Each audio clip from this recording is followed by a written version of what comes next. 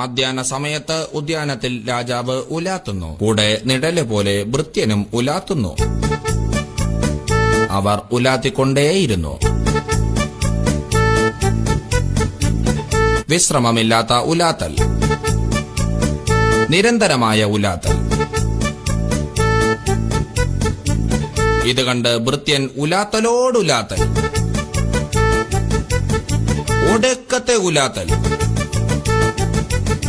രാജാവ് ചോദിച്ചു, നീ എന്തിനാണ് എന്നോടൊപ്പം ഉലാത്തുന്നത്? ഭൃത്യൻ പറഞ്ഞു, ഇവിടത്തെ ഉപ്പും ചോറും നിന്നാണ് ഞാൻ വളർന്നത്. ഭൃത്യന്റെ നന്ദിയിൽ രാജാവ് സന്തോഷം കൊണ്ട് തുള്ളിച്ചാടി.